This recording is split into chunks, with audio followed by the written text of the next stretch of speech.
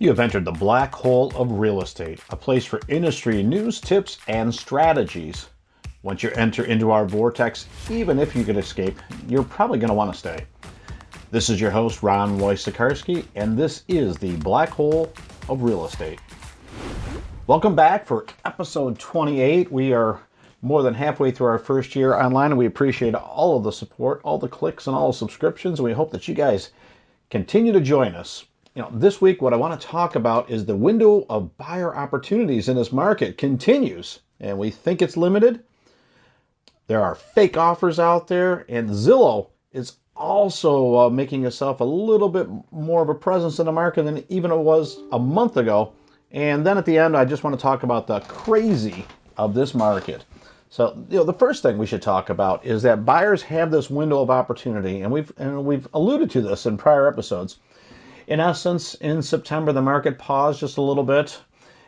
Schools were reopening, and there was this uncertain period of just how that was going to work. We are fast approaching the elections, and let's face it, in 2019, a lot of people chose to rent for a year till the market maybe calmed down just a little bit, and for most it backfired because prices went up 7-8%. And there's even less to choose from than last year. So some people actually renewed their leases this past month or two as well. So a lot of buyers have exited the market temporarily. And if a seller went on the market in June, July, or August, they probably had multiple offers and lots of showings and maybe even a price above the list. And then come September, October, what we're finding is that it's not that way. We're really not seeing multiple offers in the last 4 or 5 weeks. And we're not seeing those multitude of showings that are occurring right now. So some sellers entered the market maybe just a little bit late, or perhaps poor timing is what it is right now. And what we now realize is some of those sellers are actually selling for a price that they would not have settled for even a few months ago. What this means is that a buyer in this market right now has an opportunity to obtain a price they couldn't have gotten 2 or 3 months ago. I believe it's a dip in the market, not a trend, because we still have the underpinnings of great indicators for a seller's market. Low inventory, super low interest rates, and a demand to move from areas with more space, cold weather places. We're going to be shut in again if you're living in a cold weather area.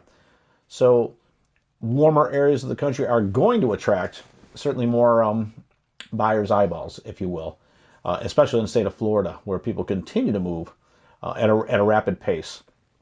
So, what do I see right now? I think the buyer's window of opportunity continues, for another month, perhaps. And then I believe it's back to being more of a seller's market. Now, this could change, but right now, I think it's temporary. I think the buyers come back in the market. Keep in mind that corporate taxes were due on September 15th, all those extensions, and personal taxes, the last extensions are due October 15th. So just next week, awash with cash and money and decisions to make, some of those people will be making financial decisions, whether it's based on the taxes that they fear may be coming into play next year based on how the election might turn out. There may be some last minute sales this year for buyers and for sellers to fit certain tax strategies or guidelines, whether it's a normal CPA trendline recommendation or some concern about where the election goes. So there's 2 reasons people will be back in the market.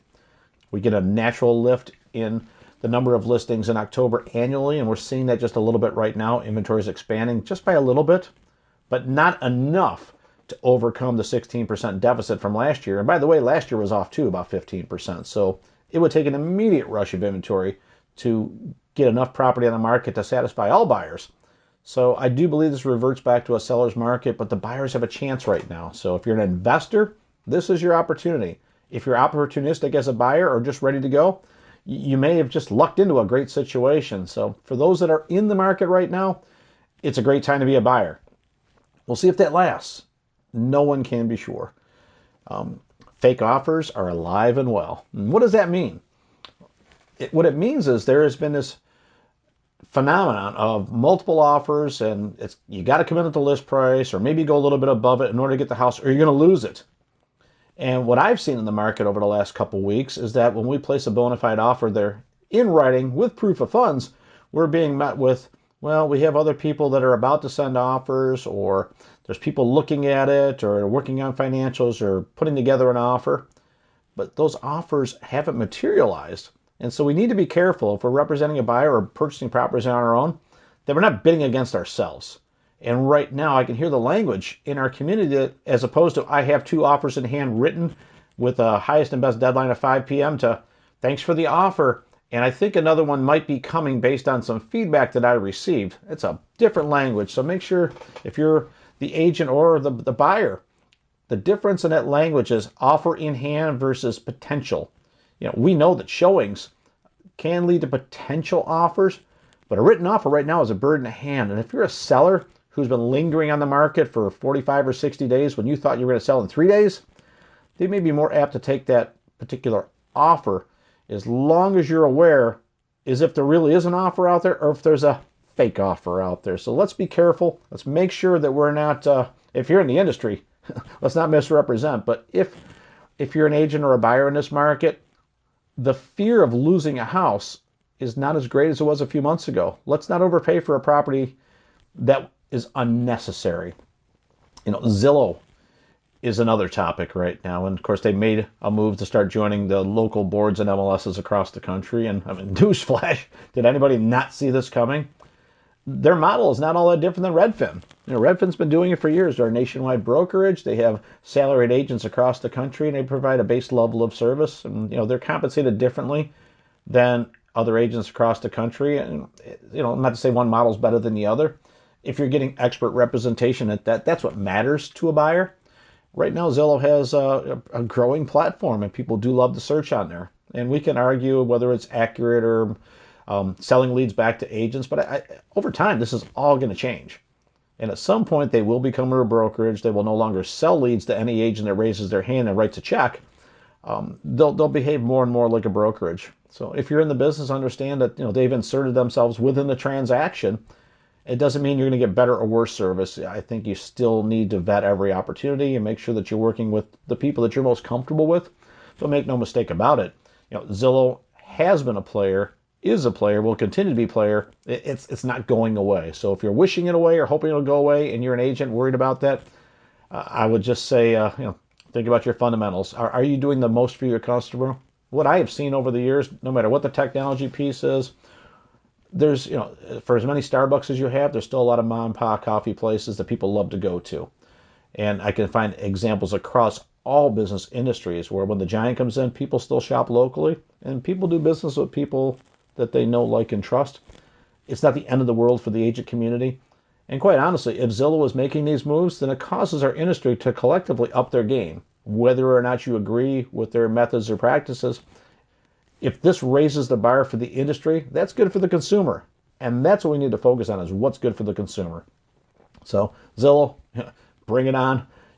Personally, I'm not concerned about Zillow because it's just one more player in the market. We already have thousands of agents, that we work amongst on a daily basis. This is just one more. And quite honestly, if they build a Zillow brokerage, they're not creating new agents. They'll just be hiring agents that are already with different brokerages. So I think it's really just a neutral conversation at this time.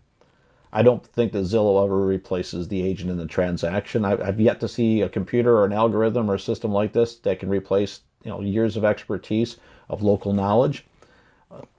To this point, Zillow's never been inside of a house. They have algorithms that give you the prices on the homes, but they haven't walked inside the house to see that if you have all brand new features and upgraded across the board, or if you've got a moldy house. They just know square footage, bedrooms, and bathrooms.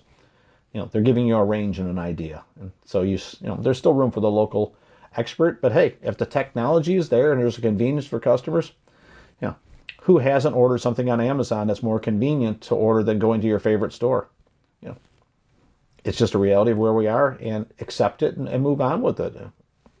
Take advantage of the convenience of it, and you can decide if you want to replace your local agent or if you still like that. A lot of people, they go to Zillow for their information as a resource, and they still contact their local agent.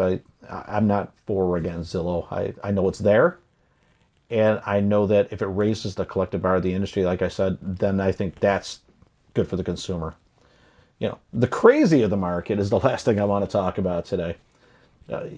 Everything you can imagine is going on right now. Lenders they're super busy. We had a lender tell us first week of the month that they needed to get a 2-week extension, and the contract was just written. They hadn't even started on it. So Unfortunately, we told them that we didn't want to extend 5 weeks in advance for a hypothetical might need the extra time. And as it turns out, this one will probably close within the original contract date and won't actually need the extension that the lender said they needed. So that's interesting to me. Title is certainly super busy. Everybody's timelines have been elongated during this process, and I believe that you still can get things done in a relatively quick manner if you're diligent about it. It's just the missing pieces of the equation that are slowing things down. So I don't know that the processing time is all that needed if you have your information. I think what we have is gaps in information, which has been the lifelong history of real estate and transactions and closings. If you don't have a complete file, it's really hard to get everything done. Now, the crazy part of it is that everybody assumes that it's going to take that long. And I think until you get your evidence and you have a clear understanding of what's in front of you, it's easy to paint it as this market, it's crazy, it's 2020, everything is upside down. Real estate fundamentals really haven't changed all that much. And the same requirements that were needed last year and the year before and 10 years ago, they're pretty much the same. You need a contract, you need some money, and you need somebody to close the deal. That part hasn't changed. In the communication, we've been emailing and texting and calling for years, so we don't have to be in the same office. We've been doing remote closings. This market isn't actually that different than all the years past.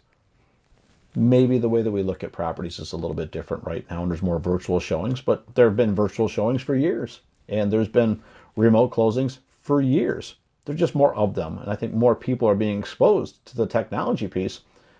And the interesting part is what we feel is crazy in the market is actually what the normal is going to be in the future.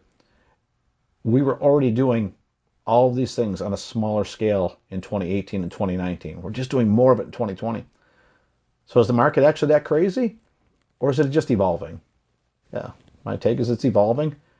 And we're actually looking at some more efficiencies in a transaction, which can make it better for the consumer. So interesting takes from me this week. I'm going to keep a close eye on this. You can vote for whoever you want. Just go out and vote. I think that's a great idea. As far as election having an effect on the value of real estate, I personally don't think that who gets elected is going to affect home prices. I think economic policies will affect everything, not just home prices, but everything that you pay for it, every way that you're taxed on. But it's a lag indicator, and economic policy typically doesn't get form shaped and voted in and acted upon in the first year. The groundwork is laid in the first year, and I think you'll see the real effects, if there are any changes, towards the end of 2021, maybe early 2022.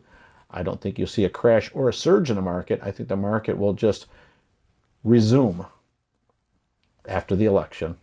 And that's what I have for you this week. It's Ron Wojciechowski for the Black Hole of Real Estate. Have a great week.